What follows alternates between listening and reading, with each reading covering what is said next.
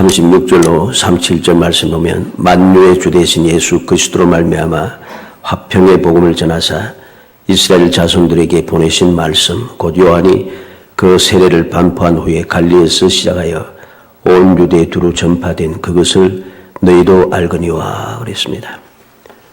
오늘 베드로 사도는 고넬료의 집에 도착하여서 고넬료에게 말씀을 전거하기 시작합니다. 하나님께서 맡겨주신 그 사명을 온전히 감당하고 있는 것이죠. 그래서 만유의 주 되신 예수 그리스도를 통하여 전해진 화평의 복음, 또 요한의 세례를 반포한 후부터 시작된 갈리에서 시작된 온 유대에 전파된 바로 그 말씀에 대하여서 베드로 사도는 숨김없이 증언하고 있고 거리낄 것이 없이 또 확실하게 기쁨과 즐거움으로 증거를 하기 시작합니다. 바로 하나님께서 예수 그리스도께 행하신 놀라운 일들을 어떻게 전하고 있는가 하는 것을 우리에게 보여주고 있는 그런 내용입니다. 우리는 하나님께서 하신 이 모든 일들을 다시 한번 마음에 새기도록 해야 합니다. 베드로 사도가 그 말씀을 하나님의 뜻을 하나님께서 행하신 일들을 마음에 새기고 성령의 감동하시고 일깨워 주심에 따라서 고넬료에게 즉 이방 사람인 고넬료의 집에 가서 숨김없이 증거하는 그 내용을 우리가 기억해야 한다는 것입니다. 이러한 삶이 우리 믿음의 사람들이 세상을 살아가는 방식이 되고 이러한 신앙생활의 방식이 우리로 하여금 하나님의 귀한 은혜를 누리게 한다는 사실을 기억해야 할 것입니다. 오늘 말씀을 통해서 이 모든 일들이 어떻게 이루어졌는지, 이방인들에게 일어난 놀라운 기적의 역사가 어떻게 일어났는지 하나님께서 하는 제목을 가지고 살펴보고자 합니다.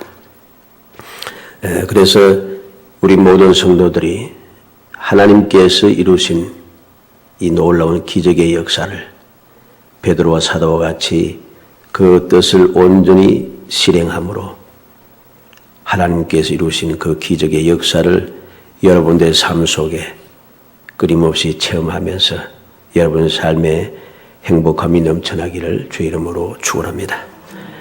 먼저 하나님께서 성령과 능력을 기름 붓듯 하시고 함께 하심을 증거하는 정인이 될 때에 기적의 역사가 일어났습니다. 38절에 보면은 하나님이 나사렛 예수에게 성령과 능력을 기름 붓듯 하셨으며 그가 두루 다니시며 선한 일을 행하시고 마귀에게 눌린 모든 사람을 고치셨으니 이는 하나님이 함께 하셨으므라. 우리는 유대인의 땅과 예루살렘에서 그가 행하신 모든 일의 증인이라. 그들이 나무에 달아 죽였으나 그랬습니다. 이 보니까 베드로 사도가 가장 먼저 전한 내용이 무엇입니까? 주님께서 이 땅에 오셔서 행하신 일입니다. 이 땅에 오셔서 무슨 일을 행하셨는가? 두루 다니며 선한 일을 하시고 마귀에 눌린 모든 사람을 고치셨다는 것이죠. 그러면 이 모든 일들이 어떻게 일어났는가? 하나님께서 함께 하셨습니다. 그럽니다. 이 사실을 베드로는 전하는 것이죠. 그래서 그가 행하신 모든 일의 증인이라. 우리는 그가 행하신 모든 일의 증인이라. 베드로는 바로 이 사실을 가장 먼저 전하고 있습니다. 주님께서 이 땅에 오셔서 하신 일이 무엇인지 우리가 알아야 합니다. 그리고 그 사실을 제대로 알고 그리고 그 사실을 올바르게 전해야 합니다. 이것이 이루어지지 않으면 단순하게 그냥 예수 믿고 구원받고 죄 사함 받고 하나님의 자녀가 되고 복을 받고 기도 응답 받고 이리 되면은 앞에 모든 것이 사라져 버렸어요. 일이 안 되는 것이죠. 우리는 분명히 알아야 됩니다. 예수님께서 이 땅에 오셔서 하신 일이 무엇인가? 모든 죄인들 죄 사함 받게 하고 구원받게 하고 자유를 얻게 하고 복을 받게 하기 위해서 그들에게 무슨 일을 하셨는가 하는 일을 올바르게 알고 그것을 당당하게 전할 수 있어야 됩니다. 이 사실을 우리가 잊어버려서 이 사실을 전하지 못하고 자꾸만 주눅이 들고 다른 곳에 눈을 들고 지금 이것이 통할 것인가 생각이 많아져 가지고서는 그리 되면은 역사가 일어나는 것이죠. 베드로는 이방인인 고넬료 앞에서 분명히 이야기합니다. 두루 다니시며 선한 일을 행하시고 마귀에게 눌린 모든 사람을 고치셨다. 두루 다니시면서 선한 일을 행하신 게 무엇입니까?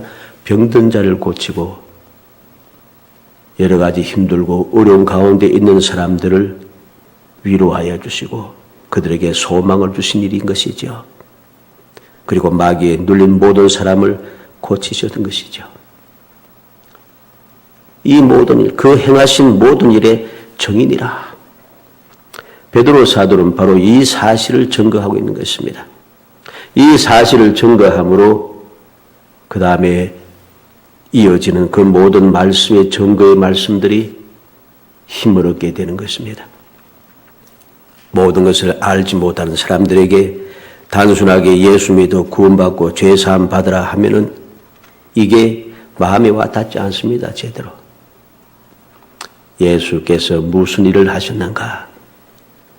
소망이 없는 우리에게 소망을 주시고 연약한 우리를 강건하게 하시고 슬픈 우리를 위로하여 주시고 도움받을 것이 없는 나를 나에게 도움을 주시고 내가 끊임없이 실패하며 여러 가지 열등감에 빠져 있는 나에게 승리할 수 있는 요 모든 것을 제공하셔서 세상을 넉넉하게 이기게 하시고 때를 따라 도와주시고 우리를 인도하시고 보호하시고 우리를 위해서 역사하시는 주님의 그 사랑의 역사를 우리가 먼저 알아야 하는 것이죠. 그래야지 예수 믿고 구원받는 것이 얼마나 복된 것인가를 알게 되는 것입니다. 이 사실을 베드로는 확실하게 증거해 주고 있는 것이죠. 창세기 역대하 14장에 보면 여호와께서 아사에게 평안을 주셨다고 6절에 기록합니다. 그리고 7절에는 성읍을 형통하게 건축하였다 했고 9절로 15절에는 세라의 100만 대군을 패망시킨 내용을 기록해 주고 있습니다.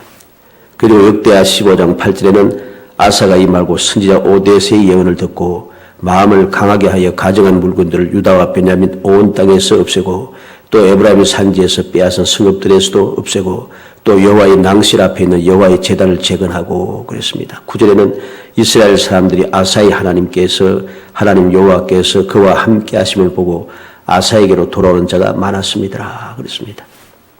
이 아사가 하나님께서 이루신 그 은혜를 기억하고 선지자 오데스를 통하여 전해주신 예언의 말씀, 약속의 말씀을 듣고 마음이 강하여졌습니다.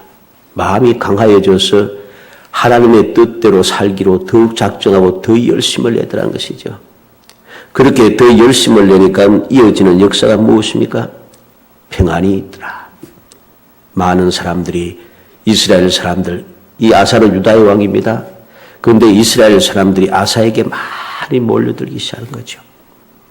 그리고 그들이 하나님의 말씀대로 살 것이라고 맹세를 하고 언약을 세워 작정하니까 여호와께서 그들을 만나주시고 그들의 사망에서 평안을 주셨다고 역대하 15장 15절에 기록합니다.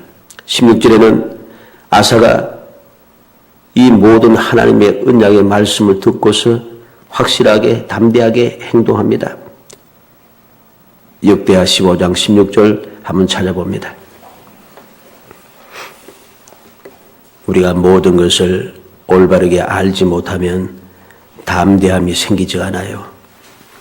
담대함이 있어야지만이 우리가 하나님을 믿는 믿음의 생활을 제대로 할 수 있다는 것입니다. 역대하 15장 16절 읽어봅니다. 아사왕의 어머니 마아가가 아세라의 가정한 목상을 만들었으므로 아사가 그의 태호의 자리를 피하고 그의 우상을 찢고 바 기드론 시내가에 불살랐으니 이 우리가 사무엘부터 시작해서 역대하까지 쭉 내고 살보면 태후의 위를 피한 사람은 아사밖에 없어요. 얼마나 용기 백배한가 하는 것을 알게 되죠. 인정에 끌리고 여러 가지 사람들에게 관습에 끌리고 법에 끌리고 막 걸리는 게 많습니다. 그런데 아사는 그렇게 하지 않아요. 태후의 위를 피하였다. 모든 우상을 빡 찍고 빡 기도는 시내가에 불살라버렸다. 단호합니다. 인정에 끌리고 세상의 관습에 끌리고 세상의 여러 가지 일에 끌려서 눈치 보고 그렇게 하잖아요. 요 정도 봐주지, 요 정도로만 모른 척하지. 그러지 않습니다. 어떻게 이렇게 단호하게 하나님의 뜻에 온전하게 맞추어서 움직일 수 있습니까? 하나님께서 하신 역사를 그는 알았기 때문입니다. 선지자 오뎃을 통하여 하나님께서 어떻게 하실 것인가 하는 것을 예언하신 말씀을 들었기 때문입니다. 그래서 그는 이렇게 단호하게 행동할 수 있습니다. 그래서 19절에 보면 이때부터 아사왕 제35년까지 다시는 전쟁이 없으니라. 평화를 누리게 되더라. 우리는 기억해야 됩니다. 왜 예수님께서 이 땅에 오셔서 하신 모든 일들을 남김없이 숨김없이 확실하게 증거해야 되는가 하는 이유를 알아야 됩니다. 단순하게 예수님 이 땅에 오셔서 사람의 몸을 입고 오셔서 십자가에 달려 우리의 죄를 다 담당하시고 돌아가셔서 부활하셨다. 그래서 그 예수님을 믿으면 죄사함 받고 구원을 받는다. 이게 진리의 말씀이고 확실한 말씀이지만 이 말씀만 가지고는 사람들에게 감동이 되어지지 않는다는 것이죠. 이게 무슨 십자가에 달려서 돌아가셔가지고서 부활하시고 그래서 우리가 하나님의 자녀가 되고 죄사함 받고 구원을 받는다. 마음에 와닿지 않아요. 실제는 인간적으로 생각하면. 그런데 바로 그 예수님께서 이렇게 하시기 위해서 이 땅에 오셔서 하신 일을 분명하게 보여줍니다. 이 사실을 알아야 되는 거죠. 왜 예수님께서는 이 땅에 오셔서 십자가에 달려 돌아가시고 구원만 하시면 되잖아요. 그러면은 우리가 생각할 때 그럼 오시자마자 십자가에 돌아가시고 구원받을 끝인데 왜 33년간을 이 세상에 살고 30년간을 일반적인 삶을 살고 3년간의 그 공생애를 하시면서 모든 일을 하셨는가 하는 것을 알아야 되죠. 이유를 분명히 알아야 됩니다. 이 이유 그리고 이 순서 절차를 우리가 제거해버리면은 공중에 붕 떠서 아무것도 아니에요. 붕 뜨지 않습니까? 시편 23편 4절에 내가 사막의 음침한 골짜기로 다닐지라 해를 두려워하지 않은 것은 주께서 나와 함께 하심이라 주의 지팡이와 막대 나를 안위하시나이다. 다윗은 왜 여호와께서 나의 목자가 되셨는가? 목자가 되셔서 내게 어떠한 일이 일어났는가 하는 것을 확실하게 알고 있습니다. 내가 평안하고 모든 것이 만족하고 문제가 없는 것뿐만 아니라 사망의 음침한 골짜기에도 해를 받지 않던 주님께서 나와 함께 하시더라. 그 은혜를 알고 됩니다. 이래 되니 그는 여호와께서 나의 목자이심을 당당하게 밝힐 수 있습니다. 이사야 8장 10절에 너희는 함께 도모하라 필경 이루지 못하리라 말을 내어라 시행되지 못하리라 이는 하나님 우리와 함께 하십니라. 행하신 모든 일을 정언할 정인이 될 때에 기적의 역사는 일어나게 되는 것이죠. 우리는 이 세상을 살아가면서 항상 기억해야 할 것입니다. 나는 정인이 삶을 살아야 되는데 어떠한 정인이 삶을 살아야 되는가? 가장 먼저 주님께서 이 땅에 오셔서 하신 모든 일들을 우리가 숨김없이 거리낌이 없이 전파할 수 있어야 됩니다. 주님께서 무슨 일을 하셨는가? 기적의 역사를 우리가 선한 일을 하신 것을 마귀에 눌린 자들을 고치셨음을 거리낌이 없이 전할 수 있어야 되죠. 이 기적의 역사에 대해서 이야기하려고 하면 우리가 자꾸만 생각이 조금 쪼그러들기 시작합니다. 오늘날 기적이 잘 안 일어나니까 자꾸만 생각이 복잡해지는 것이죠. 그래서 이것 빼고 저것 빼고 요즘 너무 기적하지만 기적은 그때 필요할 때 주신 것이 요즘은 기적이 필요 없다. 여러 가지 말들을 합니다. 우리가 살아가는 자체가 기적이다. 세상 사람도 살잖아요. 그런 것 갖고는 부족하다는 것이죠. 주님께서 하신 일, 그 사실을 우리는 절대로 그리낀 마음을 가져서는 안 됩니다. 확실하게 증거할 수 있어야 한다는 거죠. 두 번째로 하나님께서 죽은 후 사흘 만에 다시 살리심을 증거할 증인이 될 때에 기적이 일어나는 것이죠.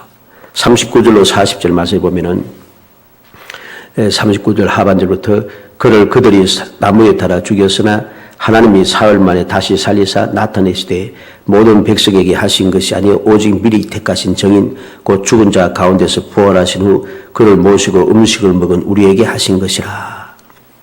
바울 사도가 두 번째 전한 것은 주님께서 십자가에 달려 돌아가시고 사흘 만에 다시 살아나신 것, 이 사실을 증언하고 있다는 것이죠. 부활의 정인이 될 때에 기적의 역사가 일어나다는 것입니다. 앞에 나타나는 첫 번째 이 정인이 되지 못하면 두 번째 정인도 되기가 힘이 듭니다. 이 세상에 일어나는 그 기적의 역사, 병을 고치고 마귀를 물리치고 또 여러 가지 문제를 해결하는 위로하시는 그 사랑의 역사를 우리가 담대하게 끓이껴서 전하지 못하는데 돌아가서 죽었던 사람이 사흘 만에 다시 살아났다. 이게 증거가 안 되는 것이죠. 베드로는 죽은 후에 사흘 만에 다시 살아나심을 증거하고 있습니다. 그래서 역사는 나타난 것이죠. 왜 증거가 되어야 되는가? 모든 사람들에게 한 것이 아니라 41절에 모든 백성에게 하신 것이 아니오. 모든 백성에게 하신 것이 아니고 오직 미리 택하신 정인 곧 죽은 자 가운데서 부활하신 후 그를 모시고 음식을 먹은 우리에게 하신 것이라. 모든 사람들에게 일순간에 주님께서 다시 부활하신 것을 확 보여주면 좋잖아요.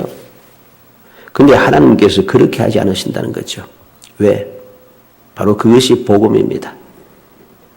전도에 미련한 것을 통해서 모든 사람들 구원하게 하시는 하나님의 능력이라는 말씀이죠. 미리 정하신 자들로 하여금 부활의 정인이 되게 하셨다는 것, 이 사실을 우리는 기억해야 됩니다. 우리도 또한 미리 정하심을 받은 하나님의 복된 자녀가 되었습니다. 우리도 또한 이렇게 이것을 부활을 정인하는 택함을 받는 사람이니까 이 부활을 증거할 수 있어야 됩니다. 요한복음 6장 40절 말씀에 보니까 내 아버지의 뜻은 아들을 보고 믿는 자마다 영생을 얻는 이것이니 마지막 날에 내가 이를 다시 살리리라. 고린도전서 6장 14절에 하나님의 주를 다시 살리셨고 또한 그의 권능으로 우리를 다시 살리시리라. 고린도후서 4장 14절에는 주 예수를 다시 살리시니가 예수와 함께 우리도 다시 살리사 너희와 함께 그 앞에 서게 하실 줄을 아노라. 주님께서도 친히 다시금 살아날 것을 약속해 주셨고 바울 사도도 바로 그 놀라운 사실을 깨닫고 하나님께서 우리를 다시 살리실 것이라고 확신하고 그 사실을 담대하게 증거하고 있습니다. 그래서 역사는 일어나는 것이죠. 부활의 정인이 될 때에 놀라운 기적의 역사는 일어난다는 사실을 우리는 기억해야겠습니다. 그래서 우리도 오늘날 바로 다른 여러 가지도 증거해야 되겠지만은 예수 그리스도께서 십자가에 달려 돌아가신 후 사흘 만에 다시 살아나셨다는 사실을 담대하게 끄리낌이 없이 증거할 수 있어야 됩니다. 이것이 우리의 사명이고 또 우리가 이 세상에 살아가면서 놀라운 기적을 체험할 수 있는 원인이 된다는 사실을 알아야 됩니다. 마지막 세 번째로 하나님께서 예수 그리스도께서 산자와 죽은 자의 재판장이심을 증거할 정인이 될 때에 기적이 일어난다는 사실입니다. 42절로 43절에 보면 우리에게 명하사 백성에게 전도하되 하나님이 살아있는 자와 죽은 자의 재판장으로 정하신 자가 곧 이 사람인 것을 증언하게 하셨고 그에 대하여 모든 선지자도 증언하되 그를 믿는 사람들이 다 그의 이름을 힘입어 죄 사함을 받는다 하였느니라. 이 보니까 두 가지 정인이 됩니다. 살아있는 자와 죽은 자의 재판장이 돼 심판자가 돼 재판장이신 예수 그리스도, 또 죄 사함을 예수 그리스도를 힘입어 죄 사함을 받는 속죄의 정언, 이 두 가지 정언을 우리에게 명하신 것이죠. 바로 이러한 정인이 될 때에 기적의 역사가 나는 것입니다. 다른 것들 우리는 알아야 됩니다. 오늘날 많은 사람들이 다른 길이 있고 다른 방법이 있다고 그렇게 주장하는 사람들이 많아졌습니다. 또 다른 것들, 또 세상의 것들을 증거하는 사람도 점점 많아졌습니다. 우리는 분명히 알아야 됩니다. 모든 것을 올바로 하지 아니하면은 마지막 날 재판장이 되신 예수님께서 모든 것을 재판하실 것이다. 살아있는 자와 죽은 자의 재판장이 되신 분임을 우리는 알아야 됩니다. 이 땅에 오셔서 선한 일을 하시고 마귀에게 잡힌 자들 자유롭게 하시고 또 우리를 위하여서 십자가에 달려 돌아가셨다가 다시금 부활하신 예수 그리스도의 그 사랑, 그것만 증거해서는 안 되는 거죠. 하나님 주님께서 심판주로 오신다는 사실도 확실하게 전해야 됩니다. 심판자가 되신다는 것.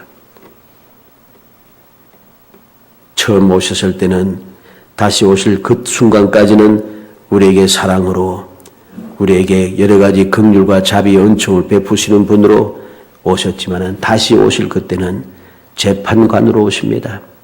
재판관으로 오실 때는 이제까지의 사랑 참으시고 인내하신 것은 사라지고 정해진 대로 심판하신다는 사실을 우리 분명히 깨달아야 됩니다.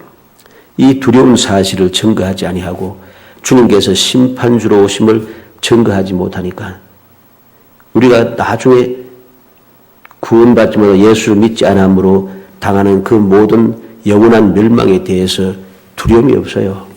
두려움이 없으니까 오늘날 엉망으로 살아가지요.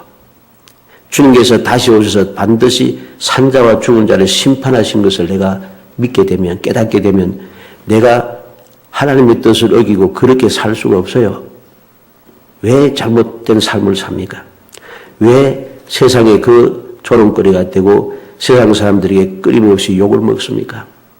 심판주인 것을 믿지 못한 것이죠. 깨닫지 못한 것이죠.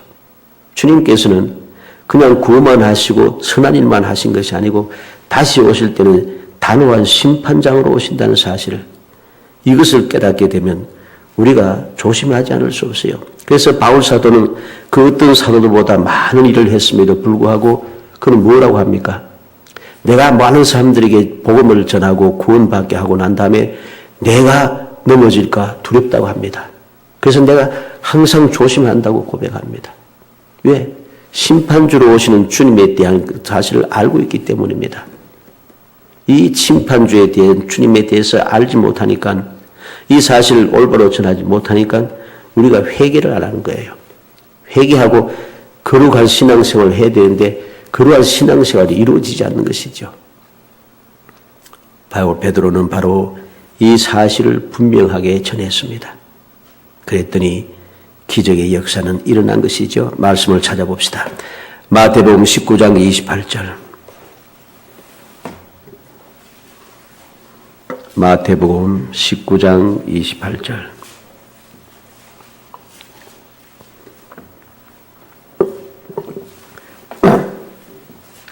마태복음 19장 28절 읽어봅니다. 예수께서 이르시되 내가 진실로 너에게 이르노니 세상이 새롭게 되어 인자가 자기 영광의 보좌에 앉을 때에 나를 따르는 너희도 12 보좌에 앉아 이스라엘 12지파를 심판하리라. 제 아들도 심판할 것이라고 말합니다. 고린도전서 6장 2절을 봅니다. 이건 사도들만 해당되는 말씀이 아니냐 이렇게 하지만은 결코 그런 것은 아닙니다. 고린도전서 6장 2절 읽어봅니다. 성도가 세상을 판단할 것을 너희가 알지 못하느냐? 세상도 너희에게 판단을 받겠거든 지극히 작은 일 판단하기를 감당하지 못하겠느냐? 세상을 판단하게 된답니다. 요한계시록 2장 26절 27절 예수님께서 친히 말씀해 주십니다. 요한계시록 2장 26절 27절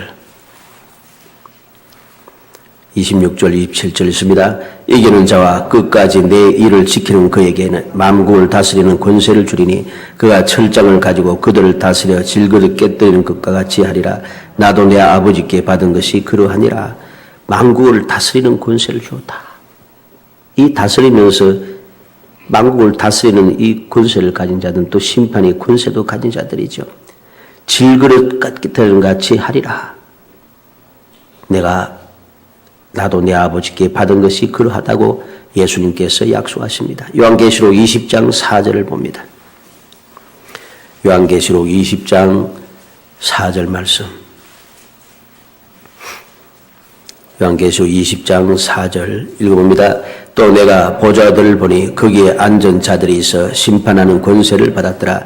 또 내가 보니 예수를 증언함과 하나님의 말씀 때문에 목배임을 당한 자들의 영혼들과 또 짐승과 그의 우상에게 경배하지 아니하고 그들의 이마와 손에 그의 표를 받지 아니한 자들이 살아서 그리스도와 더불어 1000년 동안 왕노릇하니 심판 자리에 앉아서 보좌에 앉아서 심판하는 권세를 받은 사람 이들이 또한 그리스도와 더불어 1000년 동안 왕노릇한다고 이야기합니다. 주님께서 사도 요한에게 계시로 보여주었습니다.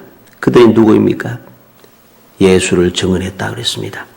예수를 증언함과 하나님의 말씀 때문에 목배임을 당한 자들 그리고 짐승과 그의 우상에게 경배하지 아니한 자들 그들의 이마의 손과 그의 표를 받지 아니한 자들 세상에 휩쓸리지 않고 세상과 짝하고 세상과 타협하며 살아간 사람이 아니라 오직 하나님의 말씀에 따라서 주님만 믿고 의지하며 살아갔던 정인들에게 주님께서는 심판자의 권세를 또는 1000년 동안 왕노릇하는 권세를 허락하시더라는 것이죠.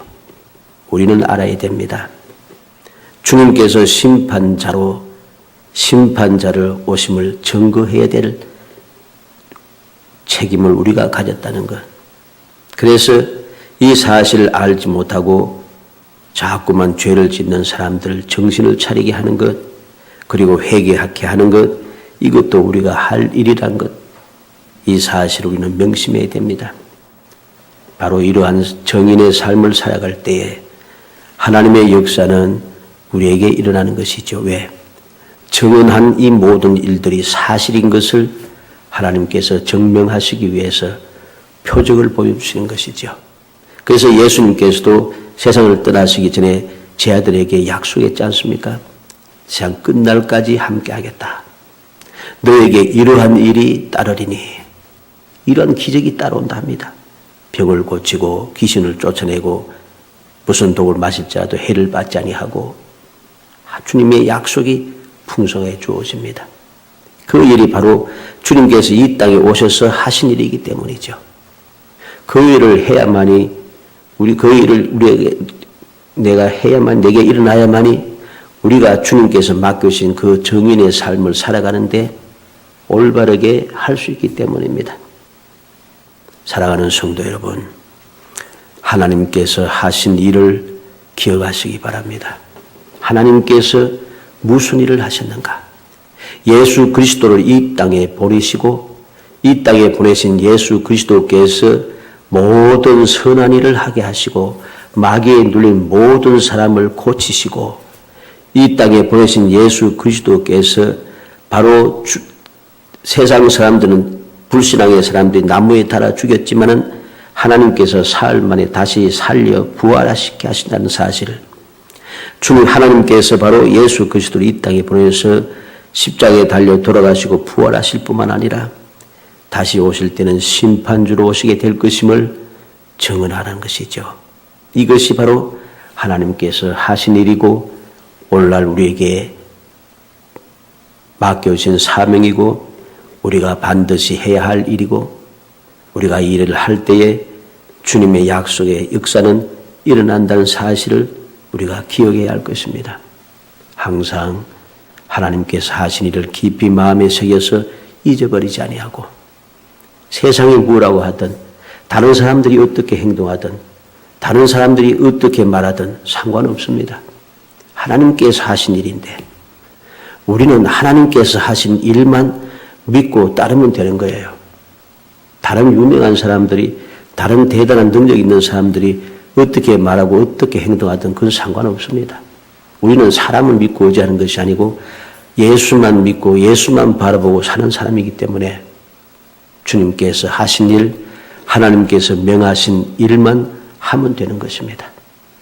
간절히 바라기는 우리 모든 은총교회 성도들이 항상 하나님 아버지께서 하신 일, 예수 그리스도께서 우리에게 보여주신 본, 이 사실만을 바라보고 마음에 새겨서 세상에 휩쓸리지 않고 세상에 물들거나 세상과 타협하지 아니하고 오직 하나님께서 하신 일을 그대로 증언하고 주님께서 본을 보여주신 그대로 행동에 살아감으로써 여러분들의 삶을 통해서 주님께서 약속하신 귀한 역사가 여러분들의 삶에 항상 함께하므로 여러분들의 신앙생활이 가면 갈수록 더욱 행복해지기를 주 이름으로 축원합니다.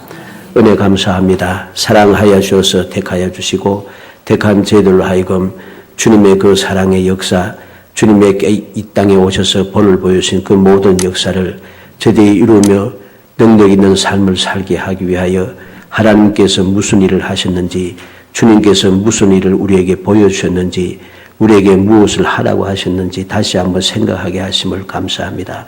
믿음을 주옵소서. 하나님께서 하신 일을 저희들도 하게 하여 주옵소서. 주님께서 본을 보여주신 일을 저희들이 따라가게 하옵소서. 세상을 바라보지 않게 하시고 사람을 바라보고 행동하지 않게 하여 주시려고 합니다. 오직 믿음의 주여 온전케 하신 예수 그리스도만 바라보고 그 말씀에 순종하여 온전히 주님을 닮아감으로 우리의 삶 속에 주님의 역사가 나타나게 하시고 주님께서 약속하신 귀한 기적의 역사가 끊임없이 일어나 하나님께 영광되고 저희들에게는 큰 기쁨이 되며 뒤따라오는 모든 연약한 자들에게 소망의 절금이 될 수 있도록 은총을 베풀어 주옵소서. 예수님의 이름으로 기도하옵나이다. 아멘.